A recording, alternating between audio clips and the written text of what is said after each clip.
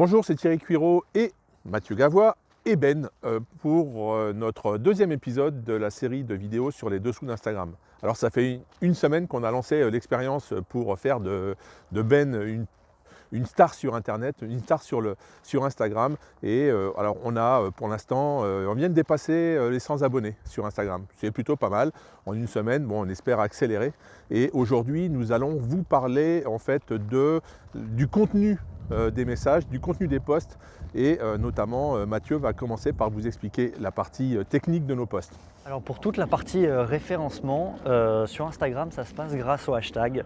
Les hashtags ils permettent de mettre en avant une photo et de la faire découvrir par différentes personnes. Et ce qui est important en fait, c'est de bien sélectionner les hashtags, environ 25, c'est ce qui est préconisé. Et il faut bien les sélectionner par rapport à l'audience et par rapport au nombre d'abonnés. Il faut prendre à peu près 15 hashtags avec beaucoup de posts dessus, c'est-à-dire entre 1 million et 500 000 posts, histoire qu'il y ait beaucoup de trafic et beaucoup de gens qui viennent sur la photo. Ensuite, il faut prendre à peu près 5 hashtags qui sont entre 500 000 et 50 000 posts, ce qui permettront d'avoir déjà une audience un peu plus ciblée.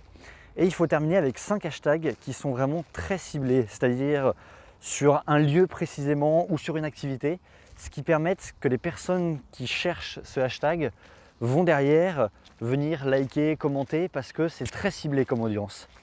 Et ensuite, pour que la photo soit attirante, il faut bien évidemment la retoucher, mais il faut aussi faire une bonne description, car c'est ce qui permet de mettre en avant le post par les robots et par l'algorithme.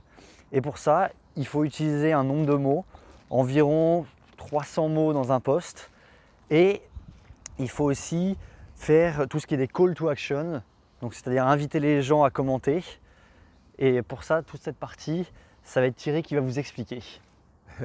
Alors pour la partie description, on a choisi d'avoir une ligne éditoriale, c'est-à-dire qu'on va personnifier en fait la description et surtout avec le temps toujours avoir le même type de contenu pour les descriptions des photos. En l'occurrence, le choix qu'on a fait, c'est de personnifier un petit peu Ben, c'est-à-dire de le faire parler à la première personne du singulier. Donc c'est Ben qui va commenter ses propres photos et parler à la première personne.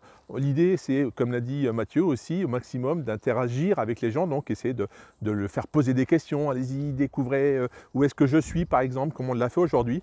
Donc en disant, bah voilà, poster une photo d'un lieu et d'essayer de soumettre à la sagacité des gens, est-ce que les gens reconnaissent en fait ce lieu, sachant que vous verrez, il y a beaucoup d'endroits qu'on a encore en stock.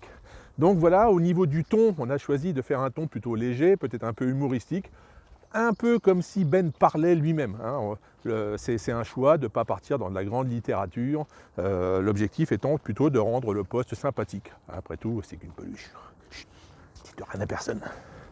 Voilà, on se retrouve la semaine prochaine pour une troisième vidéo où je pense que nous aborderons les photos. Comment est-ce que l'on cadre, comment est-ce que l'on va traiter les images pour essayer de les rendre plus impactantes.